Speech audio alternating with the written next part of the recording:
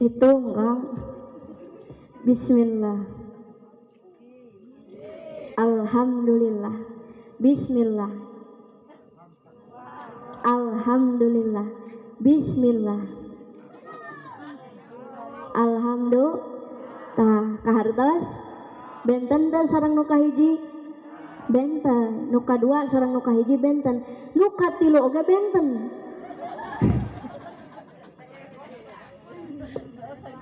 Eja nu katilu mah disakalikeun sagelas teh sakaligus. Biasana barudak mun uih ameng lulumpatan osok capek haus sagelas teh langsung disakalikeun betul. Tah papatahan didik ulah kitu teh kieu contohna disakalikeun mah teu di bismillahan teu di alhamdulillahan.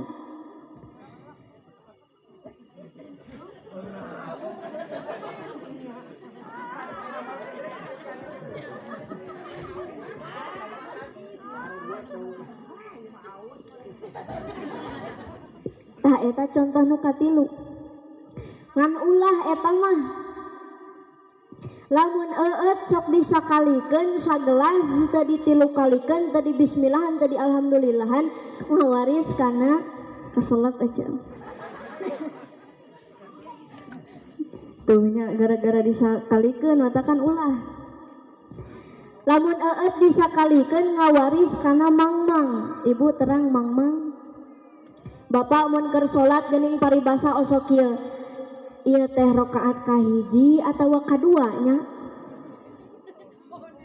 Ieu teh kunut henteu nya? Sok aya nu kitu? Aya nu kitu salah nginum eta teh. Matakan teh ayeuna mah sok cingler siga Kanjeng Rasulullah.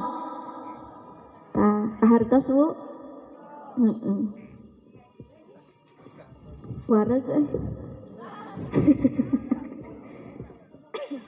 teraskeun masih kiat setengah jam sajam kiat 2 jam 3 jam 4 jam nepi ka subuh rek nyiksa eta mah. Didik murang kalih cing leres dimulai dari hal anu sederhana. Teras minimal ngadidik budak teh nepi ka bisa maca Al-Qur'an. Minimal atuh ibu ajarkeun ka budak teh huruf hijaiyah. Lamun ibu jeung bapak berhasil ngadidik budak nepi ka bisa maca Al-Qur'an, nepi ka bisa jampe salat nu bener, maka eta janten amal jariah kanggo indung bapakna. Lain amin-amin didik cing leres.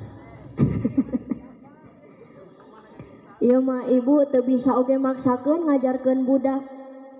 Sok jang ayeuna mah urang ejah-ejahan jeung mama. Mangga mah ceuk budakna. Sok B jabar ba P jabar pa sin JR si ya jabar ya bapa sia. Kade bu cing leres mun teu tiasa asongkeun ka kiai.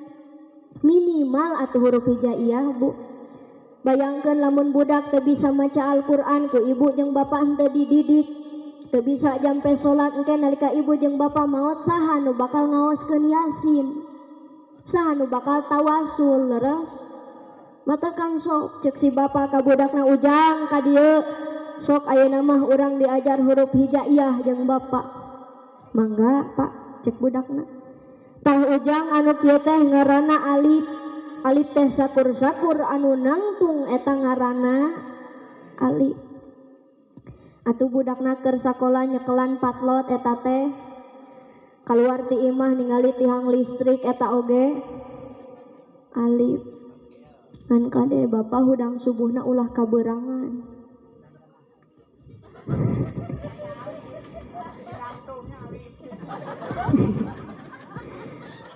Ieu mah sare tiluan indungna bapana budakna di tengah. Setengah tilu budakna hudang ngahudangkeun indungna. Mah tingali itu di jero samping si bapak aya alif. Ampun. Jadi kade bapak hudang subuh na ulah kaberangan siap.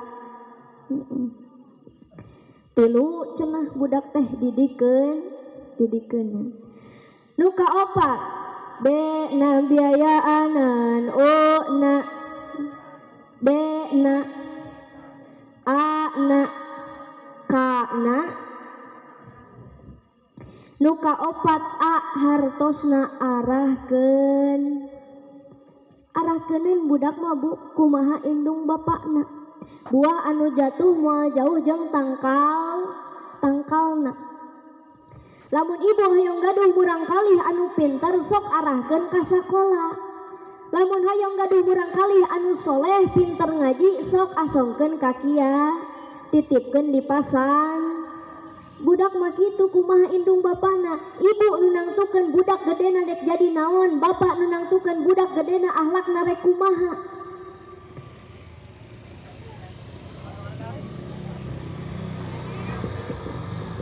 Iklan heula nya di dieu mah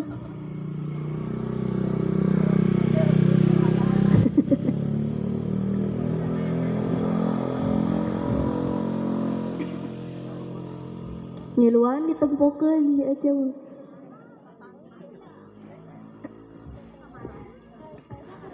kade arahkeun budak cingler sakali deui budak mah kumaha indung bapakna kullu mauludin yuladu alal fitratil islam fa inna abawahu yuhawidnihi aw yunasiranihi aw yumajisanihi sakabeh budak anu dilahirkeun ka alam dunia teh fitrahna beragama Islam kunaon atuh neng nais zaman ayeuna aya keneh nu jadi Yahudi aya keneh nu jadi Nasrani aya keneh nu jadi Kristen eta teh kumaha indung bapakna sok ibu hayang pinter sakolakeun budak teh cing luhur hayang sae ngaosna sok pasantrenkeun cing lila tapi kang zaman ayeuna mah terbukti di mana-mana akur dirat keneh kana sakola daripada pasantren daras di dia kitu henteu ibu nganterkeun budak sakola PAUD sakola TK riweuh ngabring budak sakola di jero kelas inungna di luar ngarumpi sakali sewang ya Paknya inungna di luar ngariung baso beak 2 mangkok sewang eta teh nungguan budak sakola bari tiktokan aya di dia ibu-ibu nu sok tiktokan aya nu make kerudung kumaha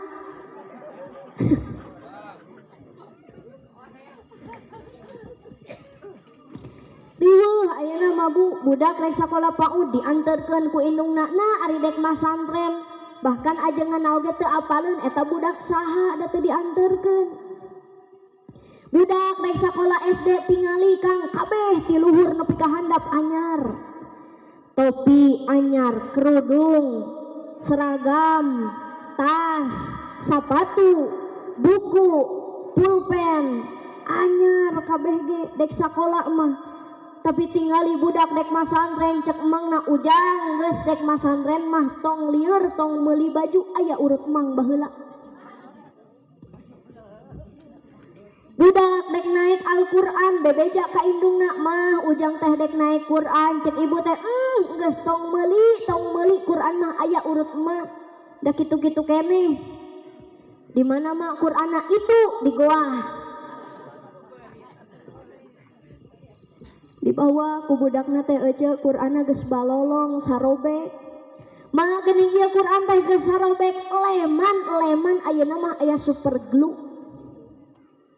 mutek budak teh ngeleman Qur'an ece nepi ka alam nasroh ngareneng jeung alam taro cek akina geus nepi ka mana jang ngaji teh geus 2 alam bah tuh ayeuna mah berat keneh kana sakol daripada pasan tingali jangan ayeuna santri dipandang sebelah mata cek ibu teh neng tong daek nikah ka santri bisi madesu apal madesu masa depan suram malihan mah aya paribasa kieu ulah daek maliteri terima loba cucukan ulah daek kawin ka santri mah loba budugan eta santri mah loba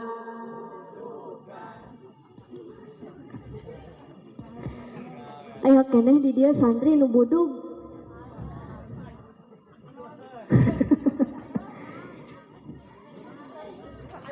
Bapak baheula keur masantren barudug henteu?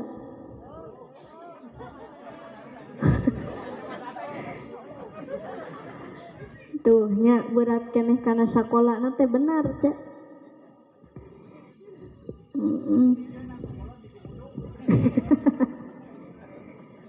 Keun bae Kang budug teh barokah santri mah. Atuh.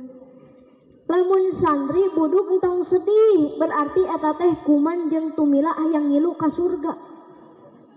Alhamdulillah kadebu budak pasantrenkeun zaman ayeuna teu aya tempat anu pangsae-saena iwal ti pasan bahaya zaman ayeuna mah budak teu dipasantrenkeun teh tingali pergaulan geus bebas ulin ka mana-mani betul lamun budak ibu jeung bapak teu daek masantren teu dititipkeun ka kiai teu diasongkeun ka ajengan bahaya keteranganna kieu falaula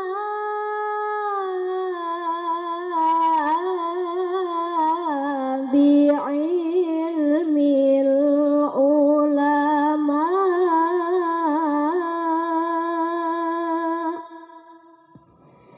lasaron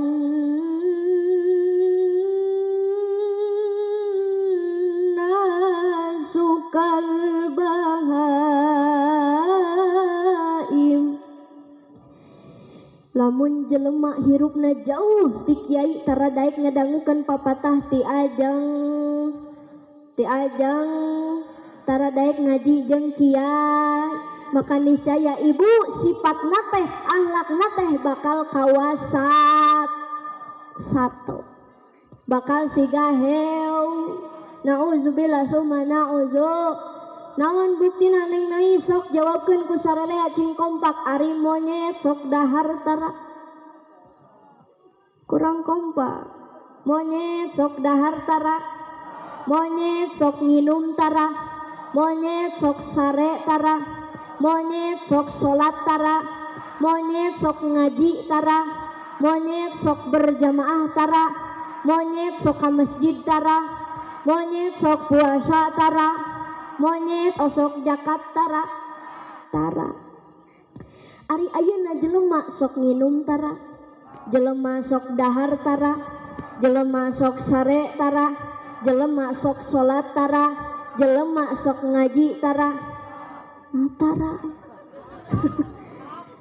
jelema sok dikir tara jelema sok ka masjid tara jelema sok puasa tara berarti lamun aya jelema anu hirup di alam dunia pagaweanna teh ngan kur dahar nginum jeung sare palebah salat tara ngaji oge puasa oge sedekah oge ka masjid ge nu kitu teh tong bari ningali ka abdi atuh bapak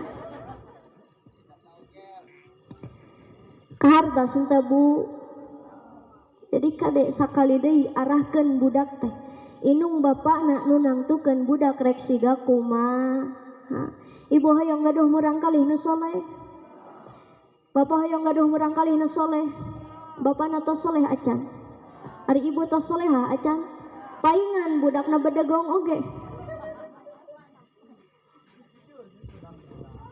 kade kawajiban sepuh kanu janten putrana nu kahiji ayyuh sina ismahu bere nami nu sae jadi warisan pertama anu dibikeun ku sepuh jang putrana lain harta lain jabatan lain tahta tapi nami anu sae panganten hitan ujang rama naon Rama oh Fahri Ramadhani dipanggilna Rama berarti lahirna bulan Ramadan. Da kitu zaman ayeuna mah Kang ngaranan budak teh dingaranan tina bulan kelahiranana. Leuweung Hijriah mah alus keneh. Lahir bulan Muharram Maharani. Ieu mah bulan Masehi lahir bulan Januari dingaranan si Januar. Lahir bulan Februari dingaranan Febrianti. Lahir bulan Maret dingaranan Maerot. Serupa-rupa mah ngaran budak teh laras henteu. Cing sae atuh ka ngaranan budak teh ngarah janten doa. Candak tina Al-Qur'an, tina asmana Allah, tina nama Rasul, sahabat Rasul, mangga candak. Cuk si ibu teh mohon ning nais ibu mah namian murang kali teh bade sae nyandak tina Al-Qur'an. Saha ieu ibu namina? Ieu mah namina teh Cecep Dolimin. Ari nu ieu saha ibu namina? Ieu mah namina teh Asep Murtadin. Ari ieu nu istri saha ibu namina? Ieu mah namina teh Iis Saetoniah.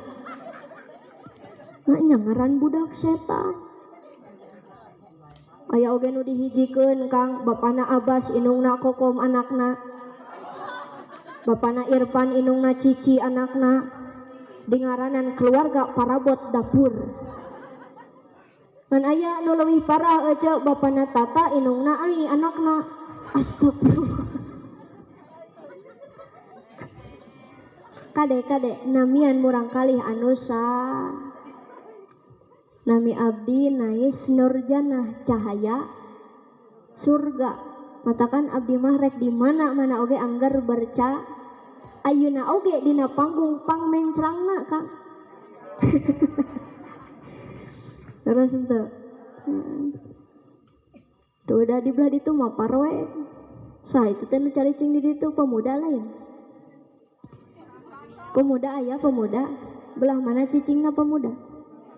Dinu poek teh juri dedemit. Abdi jauh-jauh ti Cipongkor ka dieu teh ibu niatna dek bari neangan. Sugan aya nu herang eueuh geuningan rarumek. Komo ieu mah nu dihareup bapak-bapak hungkul. Barau udud nya. Leres aja di sepanjang tadi dimulai nepi ka ayeuna anggar we ngarudud. Teng asup eta teh ceramahna teng henteu asup henteu Kan. Naon cik ngabahas naon? Tuh. Can ge acan ngubar geus paroho. Di dieu barho. Sugan teh di ditu hungkul aja. Pek mah geuningan samemeh di ditu ge di dieu heula nya. Kare nu kahiji namian murang kalih anu sae. Nu kadua wa yu'allimahul kitab wurukan Al-Qur'an, wurukan kitab Allah. Wurukan kitab Al-Qur'an.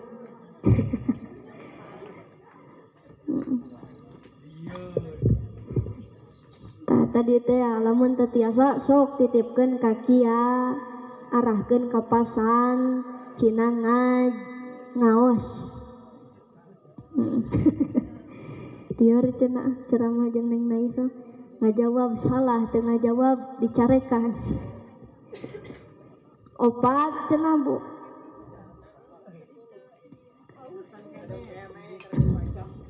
Biasana di dia ngaos sok deui ka jam sabaraha? Ngadak-ngadak nepi ka jam 2 ieu teh.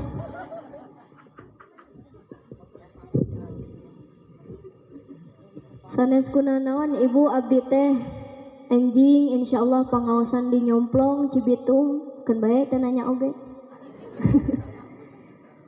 Kaping 8 di Rancapangung, kaping 8 di Garut Limbangan. Pidoana mudah-mudahan masing sehat sadayana.